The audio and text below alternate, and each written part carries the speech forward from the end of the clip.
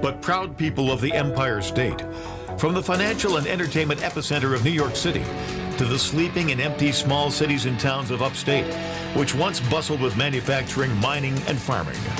We all know from inspiration, history, and nature, we deserve a return to the success and growth of generations past, a birthright being squandered by corruption in Albany, and the depredations of an insecure, scheming mountebank posing as governor, who loathes both us and himself. As liberty beckoned to enslaved peoples behind the Iron Curtain via American broadcasts after World War II, we now say, believe, rise, and join us. Welcome to Radio Free New York. Hey guys, welcome to Radio Free New York. I'm your host, Andrew Hollister, and we have Bob Savage here with us. And nobody is proposing that we defund or do away with radio people. So I'm very pleased to let people know that. Yeah, nobody's saying abolish the radio stations, and not Radio Free New York, at least. Certainly I haven't not. heard that yet. No way. Besides, what would they do from noon to 1 anyway? And what would they do? Andrew, that's a great question. Maybe people could give us ideas at 346-3000. What would you do noon to 1 without us? Yeah. No, I call in. I'd love to hear, what would you guys be doing if not listening to Radio Free New York? So we have a lot to talk about today. I mean, the Democrats proposed a bill for basically to restrict the police. We're going to talk about that a little bit later. Videos surfaced in Minneapolis of the police slashing people's tires, and then the state police public relations person basically said, yeah, that was on purpose. We're going to talk about that, which I think was probably a bad move. And then maybe we'll even talk about this new $500 billion infrastructure plan that's being proposed as well, that's going to double the tax on gas. So we can talk about all that. But before we do, I got an email. Actually, I think it's from either you, Bob, or the other Bob. I can't remember which Bob sent it to me. From Livingston County about this letter that they sent to Governor Cuomo. You know what I'm talking about, Bob? Yeah, I didn't send that to you, but I am familiar with it. It's basically it's the county board of supervisors through the chairman asking, please, can we just open the county up? It's an appeal to Cuomo to look. This is a county of 66,000 people. We've had, I think we've had our 8th death, but it has to be emphasized that 5 of those were from one nursing home. And I think we've had 133 cases of coronavirus in this county of 66,000 since March. Yep. This is not a pandemic. This is basically just a typical flu outbreak. And we've had 2 hospitalizations, both of which date to April. And both of those people recovered absolutely fine with no difficulties. So keeping the economy at bay of a population base of 66,000 people is insanity. Yeah, no, and that's actually exactly what I want to talk about, because the governor has imposed all of these restrictions across the state, and he said, okay, we're going to do things region by region now. I got to say, even by regions, there are counties that have been so minimally impacted in terms of infections by the virus. I get New York City is a totally different instance, but Livingston County is a great example of an economy that should be open and should be thriving right now. 2 hospitalizations back in April. Well, we've had the whole month of May. We're, about a third of a way through June. Why would we hold them back needlessly? I think it's just bad policy. Absolutely. I'm sorry. I was just looking up. I'm seeing a notation here on our TV screen that malls are now becoming victims of this shutdown. Malls are closing. And I'm just, let's see. 50%, this is from CNBC, 50% of department stores and malls predicted to close by 2021, according to a real estate firm. Wow. Department stores Wow. still representing 60% of the anchor space within malls today. And up until the coronavirus pandemic, it's been years of kicking the can down the road in terms of making malls continue to be viable as a retail vehicle. So more than half of the department stores anchoring America's malls are going to close permanently by the end of next year, according to this report in CNBC. That is a scary prospect. Yeah, and I actually, I want to say a couple months ago, had kind of talked about this and how I think that a lot of department stores are going to disappear, at least the way that we know them. I don't believe they're going to be staffed. I don't believe they're going to be open where you can walk through. Um, I believe what we're going to see happen, and this was going to happen anyways, but maybe not till like 5 or even 10 years out. I think this government shutdown has really expedited the process. But the way I envision department stores working moving forward, and this is where I thought it was going to go, is more of that Amazon style, curbside pickup style setup where the storefront is really just a warehouse now. And they use things kind of like Uber Eats or something like that. It'll be called, something different though, Uber clothes or Stuff to you. whatnot. Stuff to you. Yeah, yeah, something. Maybe they'll use DoorDash. Who knows? And you go, yeah, I like that shirt. I want it from, J.C. Penney's if they're still around. You click on it, you order it, and somebody brings it to you that day within an hour. And the malls turn into these big warehouses instead of actual storefronts. And to emphasize where that's going to go, there's going to be a lot less employees, so they're going to reduce their overhead.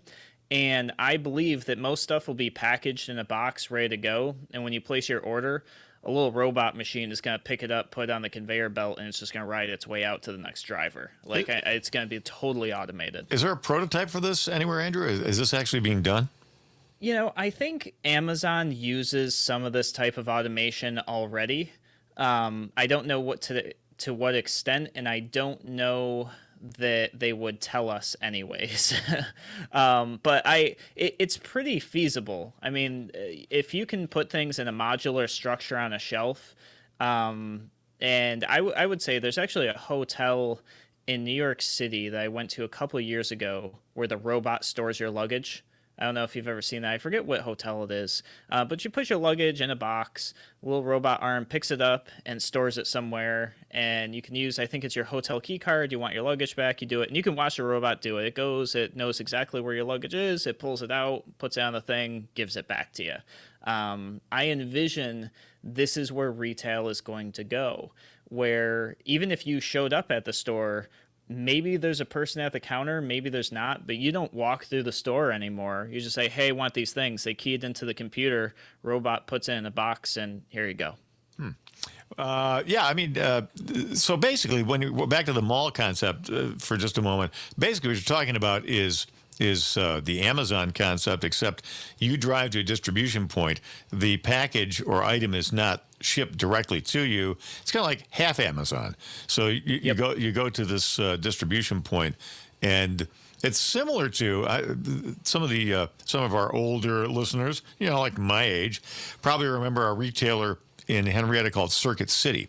It was a consumer electronics place, and you would go in there and you pick out a pair of headphones or a stereo amplifier or a TV or whatever, and you'd say, yeah, you know what, I want that one. They'd have this demo section, and then you'd pay for it right there, and then it would come out in a conveyor, and they would carry it out to your car for you. Yeah, same type of idea. I believe most retail establishments are going to be a lot less showroom and a lot more warehouse with automation. And the possibility of just direct local delivery, that's something Amazon has been working on really hard. They're popping up warehouses all over the country. They have their own delivery service. And when you order something, it's probably already in Rochester or maybe somewhere else close by. That's how they're getting same day delivery on stuff or next day delivery on stuff. And I do believe in the next 5 to 10 years, we'll be in the situation. Well, actually, in New York City, I think they have guaranteed half an hour delivery already. So I just see that expanding, and I see more and more retail shops trying to adopt that model to survive. A lot of them will go under, they'll be consolidated under bigger companies, and then the malls, I think, are going to turn into like automation warehouses. Well, that was a lot about automation and shutting down retail. All right, guys, we're going to take a break. When we come back, I've got a story for you. It's going to sound fake. It's going to sound like it came from The Onion, but it's not. It's true. We'll talk about that when we come back on Radio Free New York. Hi, Tom Hamilton here, president of Hamilton Wealth Management. This whole COVID-19 situation can really kick us hard when we're already down. I've been a financial advisor for nearly a quarter century, and I have to say this is the most difficult economic crisis I've ever seen. But how do you think Americans felt during the Depression, during the two world wars, when the financial markets collapsed in 2008? I can tell you how they felt. They were devastated and felt hopeless, just how we feel now. But you know what? Each time when the future looked so bleak, America recovered, the world recovered, and I have to add, the markets recovered. I believe with all my being that America will come back from this too. Don't let the spreaders of fear and hopelessness turn us against each other. Help any business you can in the local community. They've been there for us for a long time. We want them back when this is over. Let's look out for each other. That's not the government's job, and they would most certainly screw it up if it was. It's up to me, to you, to all of us, to help each other through this. Get back to work when you can, and let's beat this thing. It seems anyone can build a website these days. Why do businesses choose to move their website from Wix and Squarespace to SimpleTech Innovations? Maybe it's their excellent customer service or attention to detail. Maybe it's their ability to give a truly customized solution. Or perhaps they just like the fact that SimpleTech is a local small business that builds great relationships with its clients. Whatever the reason may be, you can rest assured knowing that the local team at SimpleTech has your best interest in mind when building or updating your website. They're hands-on and love helping customers achieve their goals. But don't take my word for it. They've won the best in Rochester 8 years in a row and have an A+ Better Business Bureau rating. If your website doesn't match your dreams or isn't achieving your goals, give the professionals at SimpleTech Innovations a call today for a consultation at 585-200-3182. That's 585-200-3182. SimpleTech Innovations. I'm Las from Action Towing and Service. We are the biggest towing company in New York State, but we do a lot more than just towing. We will tow just about anything, but we will also repair just about anything as well. We offer a courtesy shuttle and pickup. We offer a drop box service. We have all these amenities that we've put in place to make sure that every one of our customers can receive the best service possible. Please give us an opportunity to win your business. Come down and visit us at 275 Marketplace Drive, right off of Jefferson Road. Did you know that credit unions were founded over 100 years ago as nonprofits? Taking away the profit motive allows St. Pius to focus exclusively on their members' needs, especially in trying times. Bank by email, online, phone support, with shared branching and ATMs, with extended weekday hours, even Sunday mornings at the drive-ups. That's the St. Pius Federal Credit Union difference and their promise. Let us show you how easy coming home can be at spxfcu.org. St. Pius Federal Credit Union.org. Radio Free New York. All right, welcome back to Radio Free New York. I'm your host, Andrew Hollister. I have a story here that I thought was fake news. And it's a little disappointing, especially with everything that's going on. I thought it was like a fake Onion article or something like that, but turns out it's true, and it's not a good look. This happened in Minneapolis during protests. The police went around slashing people's tires, and I gotta say I can't even really express how awkward it feels even talking about it.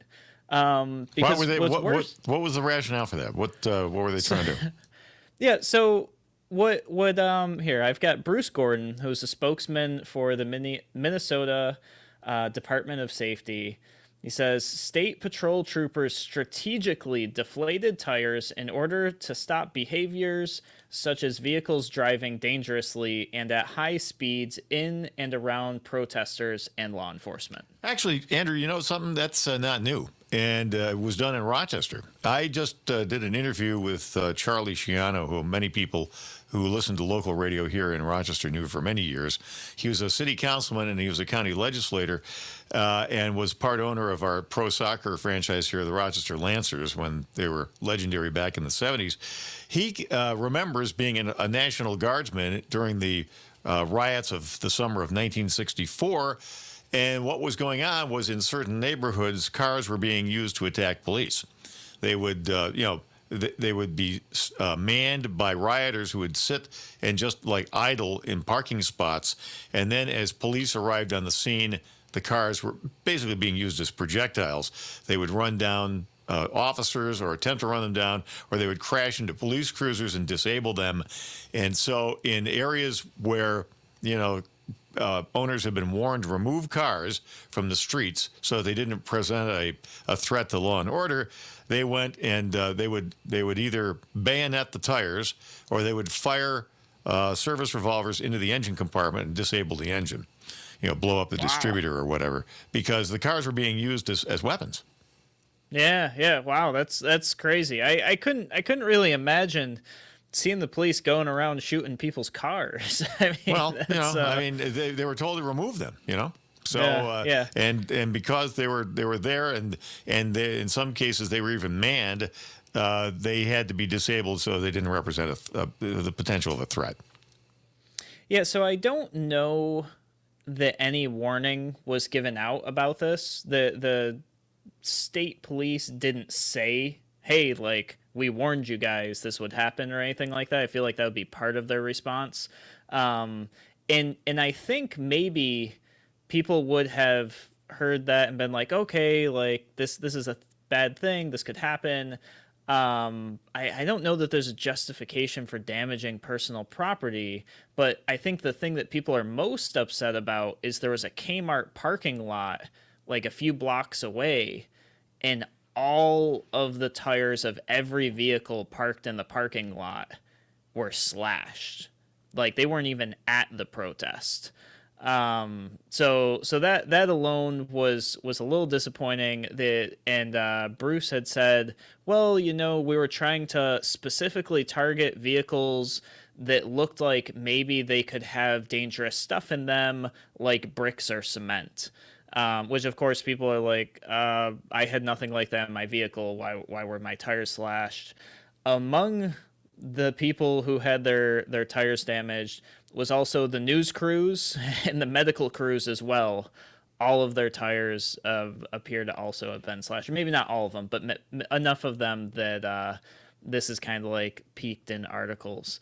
So I don't know. This is just kind of like a I think a bad thing. I understand there certainly could be safety aspects, but why not just put some of those cement barricades down instead of damaging personal property? If that was the worry, where the protest is and where it's going to be, just drop a couple barricades, and hey, if your car was in there, it's stuck in there until the barricades are moved. But going around, tires aren't cheap. No, I understood. This is one of those stories that makes me say, I don't think we have enough information. What appeals to me about this whole thing is the stance that we don't have the whole story. Dropping those barriers, those Jersey barriers you're talking about, are not easily dropped, Andrew. Those things those require heavy equipment, like a big crane.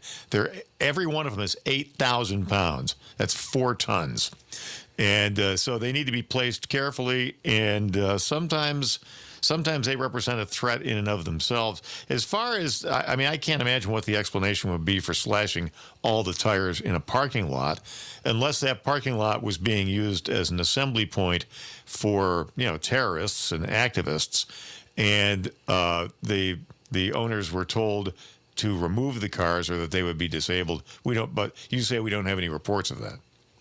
Yeah, nothing yet, but there is a lot of video of, the state, what was later said was the state police. I mean, it looked like the military, they had military style uniforms on, going around, deflating the tires. That's another thing. I mean, instead of slashing tires, why not, I'm sure there's a device where you could just push over the air stem and release the air that way. I get it's not quick and efficient, but then you're not damaging property.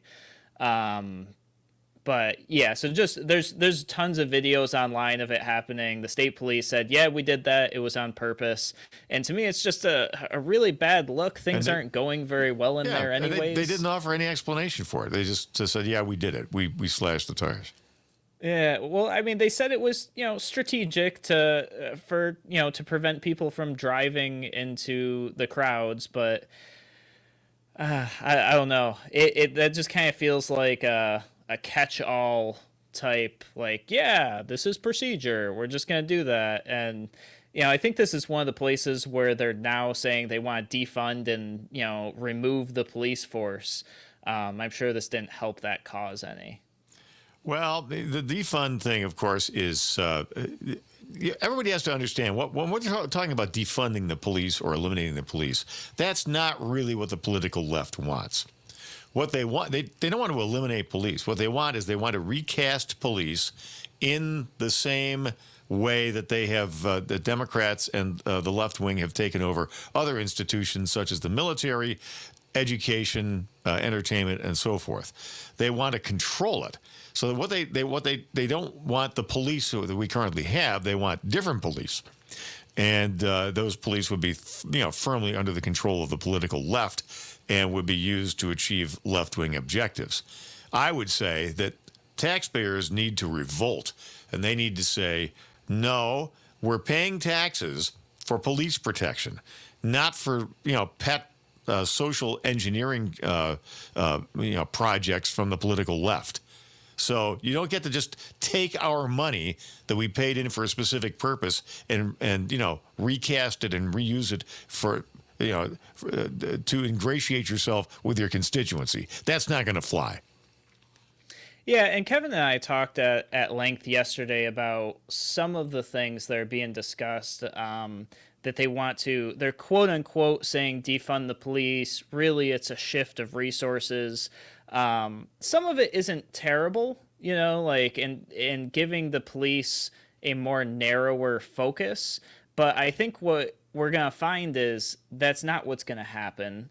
In fact, when we go over this policing reform bill, this Justice in Policing Act that was just proposed, we're going to see that there are some good things, but it's not going to defund the police. In fact, it adds more federal funding for the police, which more is federal funding. Oh, okay. Yeah, so we're going to have national police now in the United States, kind of like they do in European countries.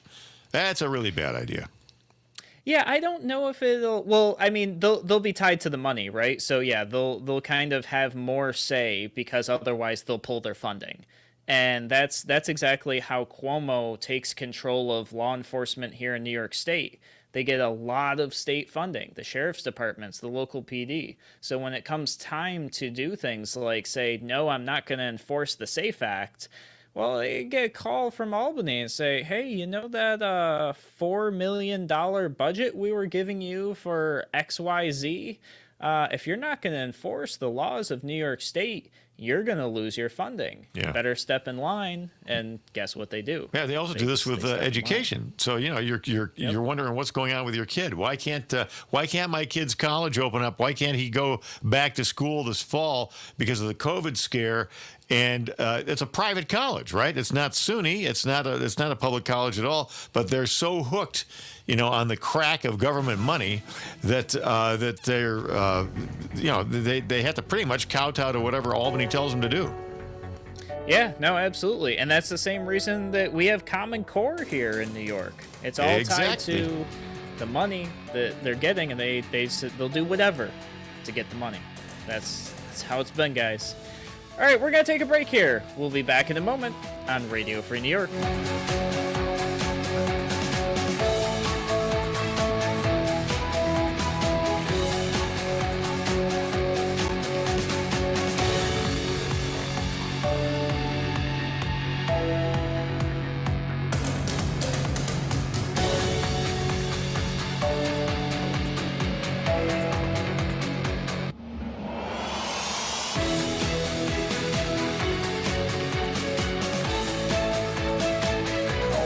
Twice the power. More powerful FM 92.1, FM 95.5 West, and 1040 AM WYSL Avon Rochester. Here's the latest forecast from the News 10 NBC Weather Center. For tonight, we could have a shower or thunderstorm with a gust of wind, downpour. Temperatures staying very warm and muggy tonight, near 80, dropping into the low 70s late. On your Thursday, a cooler breeze will come in. A couple of showers, clouds, some sun, but temps staying in the 70s, and it will turn much less humid as well. I'm Rich Cadelia on WYSL. Hey, grab a pen. I'm going to give you a phone number I hope you never have to call. The number for attorney Christopher Johnson. Chris handles car and motorcycle accident cases and DWIs and serious personal injury cases. So if there's an accident or other incident, this is the number you want in your glove compartment. Ready? Here's the number, 585-415-3803. 415-3803. With this number in hand, you'll have on your side experience, individual attention to your case, and integrity, as opposed to a supposed no-fee guarantee. No attorney charges a fee until you win. Integrity is way more important than learning a lawyer calls his mom every day, or that he played Twister as a kid, or watching glammed-up actors playing ex-clients bragging about their million-dollar settlements. Just remember the number for Christopher Johnson, attorney we hope you never have to call. 585-415-3803. Stay safe, be healthy, drive sober. Christopher Johnson, attorney, personal injury, car or motorcycle accidents, DWI defense, good to know. Your business relies on computers and technology to operate. Slow, unreliable networks and servers can cause unplanned downtime and affect your bottom line. The experts at Simple Tech Innovations are here to help. Their preventative maintenance program ensures that your computers and network are kept up to date and monitored for any issues, keeping your business running smoothly. They also help clients achieve HIPAA, PCI, and New York State cybersecurity compliance to keep your network safe and secure. Whatever your business IT needs are, Simple Tech Innovation should be your first call. They've won the Best in Rochester 8 years in a row and have an A+ Better Business Bureau rating. Call them today for a free consultation at 585-200-3182. That's 585-200-3182. Simple Tech Innovations. I have a question for all investors. With coronavirus wreaking havoc in the markets, are you afraid to even look at your investment statements? Hi, I'm Tom Hamilton, host of Wall Street to Main Street, heard here on WYSL every Friday afternoon.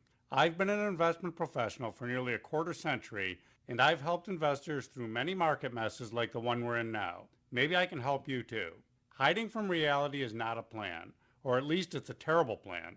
We are where we are in the markets. We can't change that. However, the question is, what should I be doing now?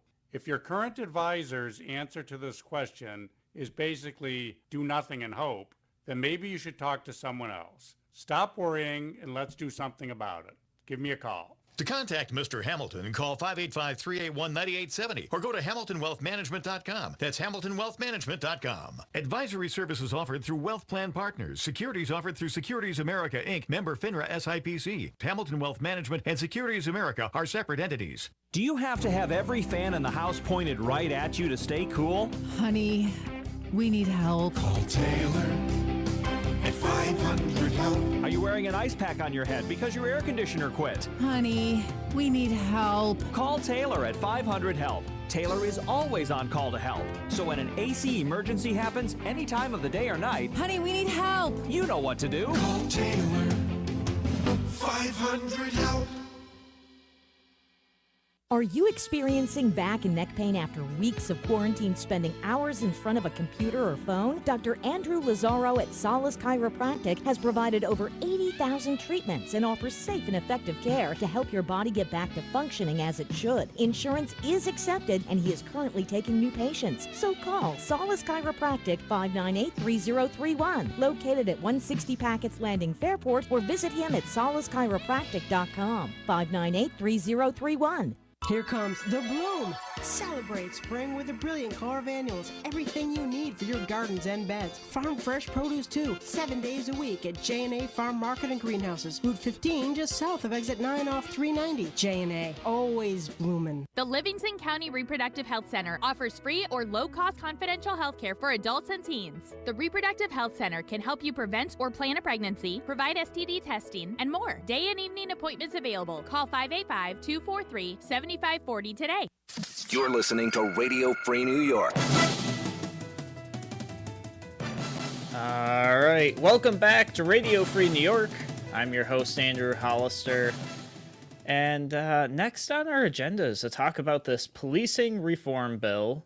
This would be a federal bill, and it's called the Justice in Policing Act. The Democrats always have to do marketing. Every bill that they pass has got to have some sort of catchy marketing term so that people will say, oh, well, yeah, there should always be justice in policing, so therefore this is a good thing. Yeah, doesn't that sound nice? Justice in policing. Who doesn't want justice in policing? Well, the problem is that when Democrats and liberals, but I repeat myself, advance some kind of legislation with a fancy schmancy chromium name like that, you know it's basically to hide the truth, which is basically to oppress the police and also to infringe your rights. That's what they're really aiming at. But, you know, they can't, somehow, Andrew, they can't name the bill that way. Yeah, you can't name the bill the Let's Reduce Your Rights Act. Like, you know, who would sign on board to that? Nobody's going to vote for that. So we have to, exactly. It's kind of like, things like the marketing. SAFE Act. Yeah, who could be, who doesn't want to be safe? Yeah. You know, it's terrible. 3 or 4 years after the SAFE Act passed, I literally had people who thought that it was a law that had to do with seatbelts. Like, they had no idea. They were like, oh, SAFE Act, yeah, that's the law that says, like, people under 16 need to wear seatbelts, right? Or maybe it's about big metal boxes that you keep money in. Oh, boy, we got to have better safes. Yeah, it's terrible. So, let's go through this. I've just got the highlights, so I want to hit them. We'll talk about each piece just a little bit. The first thing on the list isn't a terrible thing. You know, ending qualified immunity. I think that this topic is more and more people seem to be open to it. There are some people that are not on board with ending qualified immunity. I think that this is a good thing. I think that the police should be held to the same standards as the people that they're enforcing the law on, if not higher standards. And ending qualified immunity wouldn't hold them to higher standards, but I do think that everybody should be held to the same standard. So in terms of ending qualified immunity, I say this is a good thing.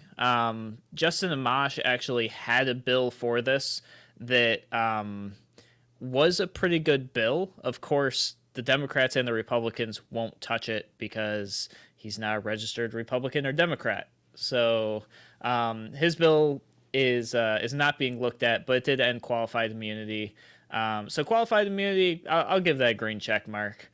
But the next one is, I think, going to be a problem. So this next one establishes a national registry for police misconduct.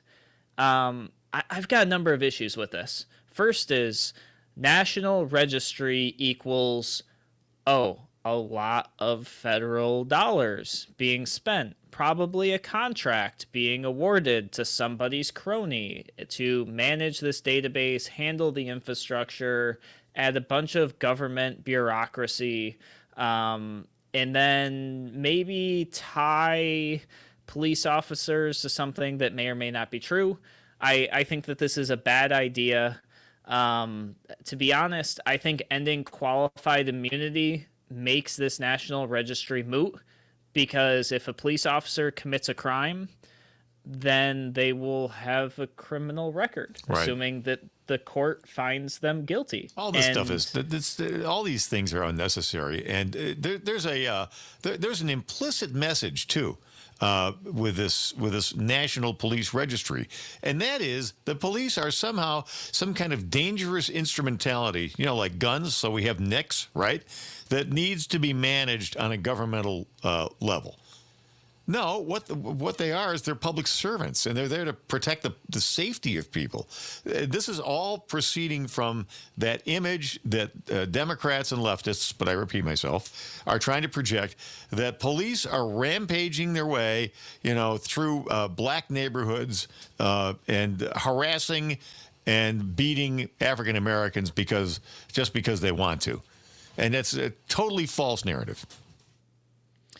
Yeah, and I would say that some of the things, like qualified immunity, I think that's something that should have gone a long time ago anyways. So that I'm not upset about that. But this whole idea of a national registry, you're right. Because what else do we register right now, even though we shouldn't have to, right? Explosives. Handguns, Yeah. explosives, NFA items, quote unquote assault weapons according to the SAFE Act.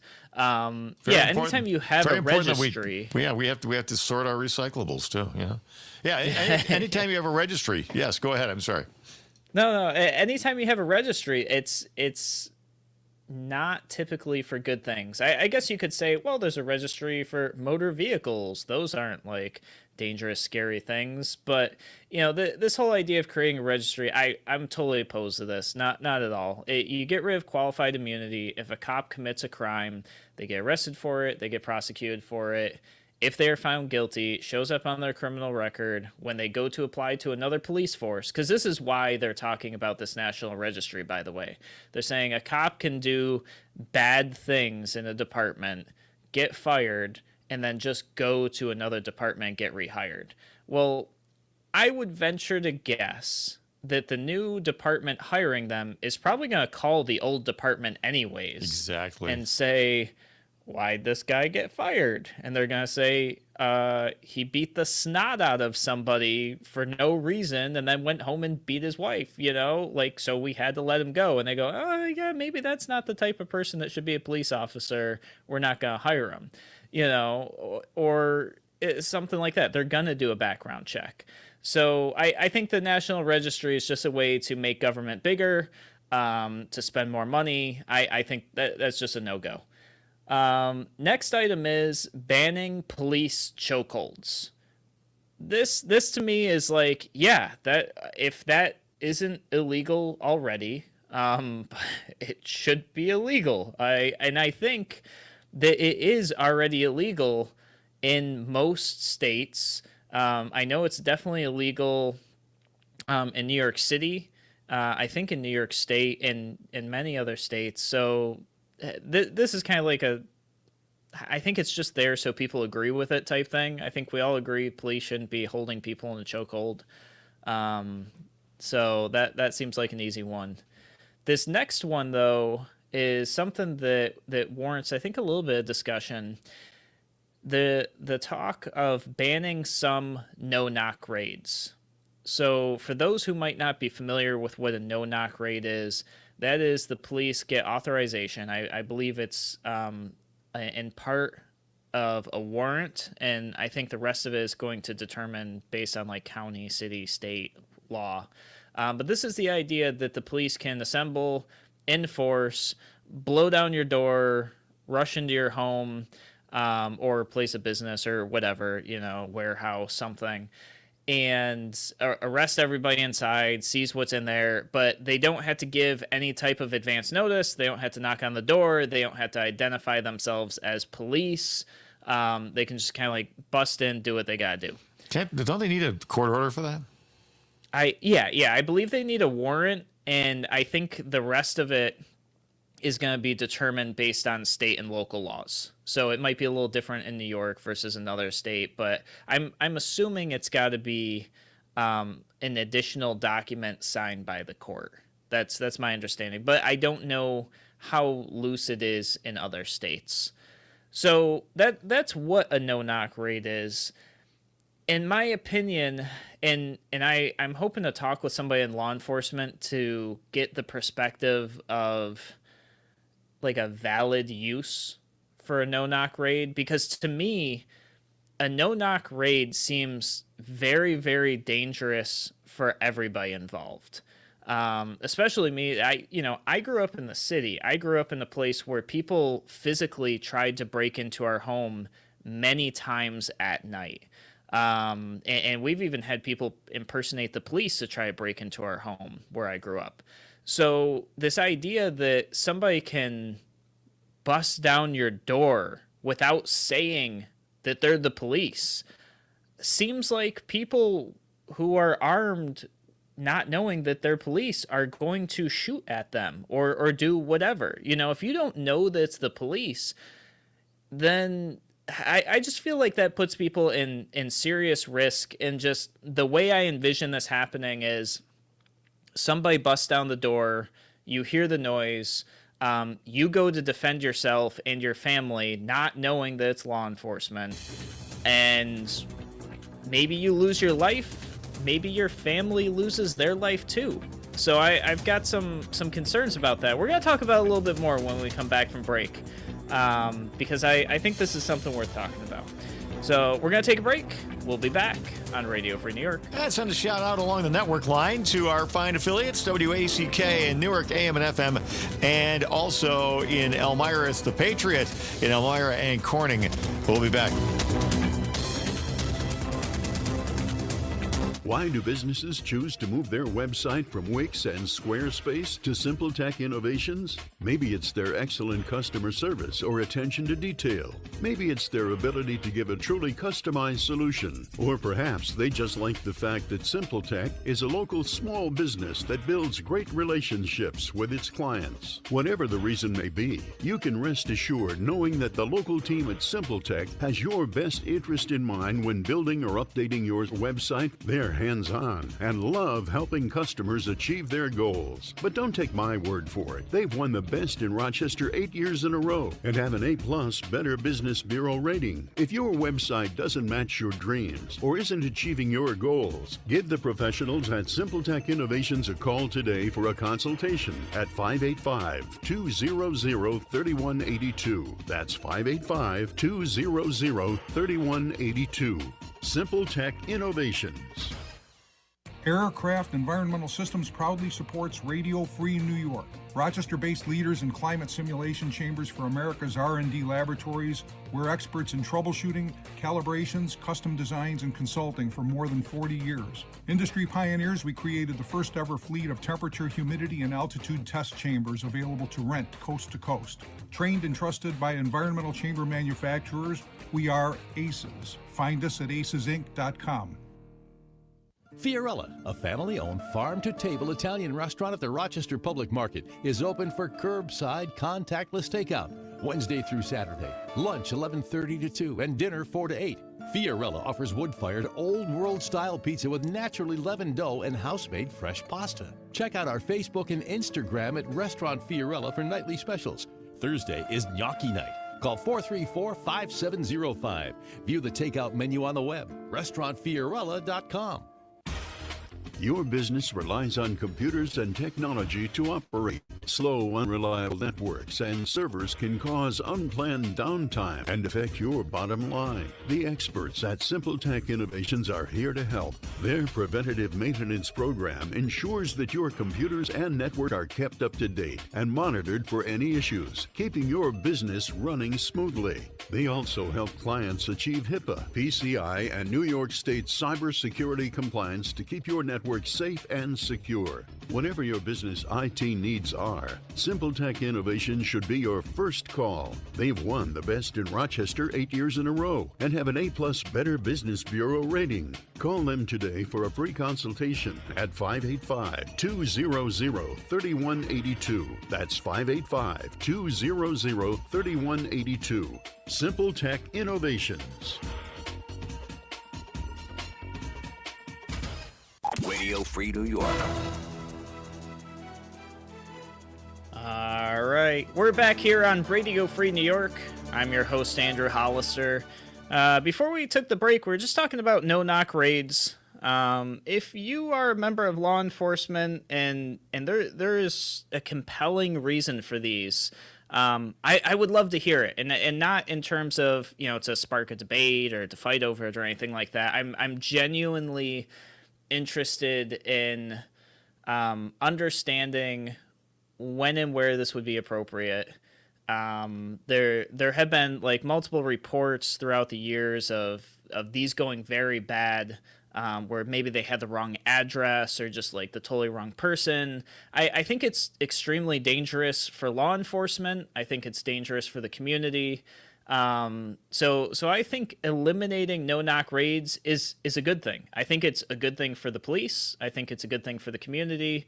I'm open to hearing why that may not be true. I'm open to it, but based on what I know, which could be pretty limited, I'm gonna say elimination of them is a good thing. This bill, however, doesn't eliminate them. It just kind of like it waters them down a bit, from my understanding. So it's, I think, maybe in the right direction. So moving on to the next one, which is limiting the transfer of military equipment to state and local law enforcement.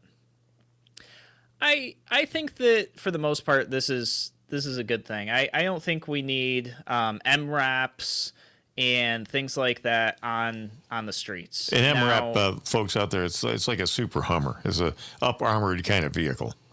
Yeah, it's an armored. It's actually a mine-resistant vehicle, that like used overseas for like IEDs on the road and stuff like that. But yeah, they're very heavily armored. They're supposed to be able to withstand a couple shots from like a 50 caliber rifle. And I don't see real applicable uses for them in our communities. I don't think that the police should be rolling around in vehicles that are armored and essentially look like tanks. They're very intimidating.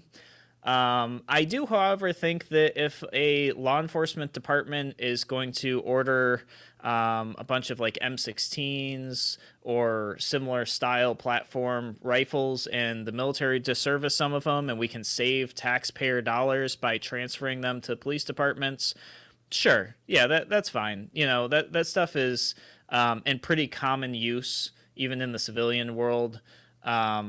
So I think that would be fine. But some of this other stuff that you or I couldn't purchase, I don't believe should be rolling around in the police departments. This is what you hear from police agencies, when they're all of a sudden they show up on the scene with an MRAP, and some taxpayer goes, how much did that cost us? Why did we buy that thing? Yeah. And the rationale is almost invariably what you hear is, well, we got that from the federal government. It was being taken out of service. Like it's outdated or some other similar rubric. And it's why do we want it? If it's outdated, if it's, and the maintenance on them can't be cheap. I've seen some projects where we have to build, a $500,000 building to house some of this stuff, and then spend, $250,000 a year on maintenance for it, for a piece of machinery that's just really not necessary in our community. Well, and you and Kevin made the observation, and it's it's absolutely correct. If you have this stuff, you're going to use it. Because if you don't use it, then it just kind of like molders away. Stuff like that has to be used. It's kind of like it expires, It's got a use-by date on it. And then things start to go wrong with it. And let me tell you, fixing an MRAP, I'm sure, is not cheap. Yeah, I can't imagine it being. You probably have to have very specialized personnel, very specialized parts, very specialized everything. Big government contracts, lots of spending. If you wanted to reduce what you're spending on law enforcement, I would probably start with this military equipment. I think you take that out of the budget and you probably save a ton of taxpayer dollars.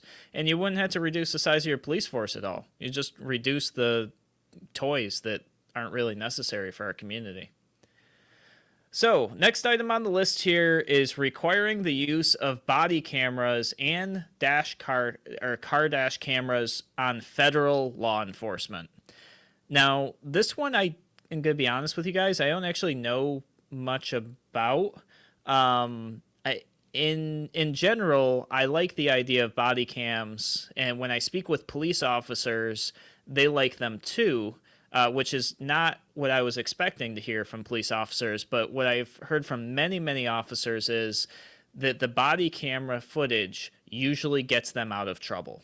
Some person says, this officer did this bad thing to me, they did this terrible misconduct, they did this whatever, and the body cam footage shows up, and it shows that that didn't happen. So it's a good piece of transparency. I don't know much about federal law enforcement and what interactions they're having that would require that, but if it's going to be along the same lines, I don't see why not. I know there's kind of a controversy over the fact that body cameras can be turned off or that footage can get deleted before it's uploaded and some of that other stuff. But I think overall, with the transparency, I think body cam footage probably protects law enforcement more than it harms them. And, to Bob's point where, there's 2 or 3 maybe big national incidents that people get really riled up over, and then they group all law enforcement and like, oh, all law enforcement are bad and evil. Look at this one thing that happened, kind of like they do with gun owners. So they go, oh, all gun owners are bad because of this one thing. I think body cam footage actually helps keep people safe. It helps, exonerate officers when bad things didn't happen. And if something bad did happen, well, that's caught too, and that's a good thing. So I think that that's probably a win-win. I also think it's probably going to be a bunch of money spent, somebody's buddy, big private contract for some donor to somebody. I think that's just realistic. That's what we should expect. And the last one is, which is probably the most entertaining one, is it's going to increase federal funding going to state and local law enforcement agencies. So, Democrats' answer to fixing problems that they see in law enforcement, send them more money. Because money fixes everything. Oh, yeah. So and they've got tons of it, too. Yeah. No, absolutely. But I will say, in general, there's not some bad... Well, there may be some bad stuff in here, but there's definitely some good stuff. And I'm going to keep digging through this to find the bad stuff, to bring the bad stuff to you guys so we can talk about this. But I think there's some good stuff in here. Things like ending... qualified immunity, I think that's a good thing. Limiting what can be bought from the military for law enforcement, I think that's a good thing. The body cam thing, I think, is a good thing. Some of this other stuff, though, like the National Registry, I think that's a waste of time. I think it's a waste of money, resources. It's going to increase taxes for sure. And adding the additional federal funding really, really makes me think that they're trying to have more federal influence and more federal control over your local police department, whether that's in your town, your city, your village, or your county. And I'm really skeptical of that. I don't like the federal government telling my local police department what to do and what not to do. Yeah, I'm into that. So that's it, guys. I want to say that the increased federal funding was to the tune of about $1 billion. And one thing I just want to kind of point out, we just did a multi-trillion-dollar stimulus along with like loans and all this other stuff. Our federal government is bankrupt. We're literally just mortgaging the lives of our grandchildren's children. And we need to really be skeptical about funding. That we need to cut spending somewhere. It's got to stop. There's going to be no end to this. Thank you so much for listening to Radio Free New York. We'll be back tomorrow, same time, same place.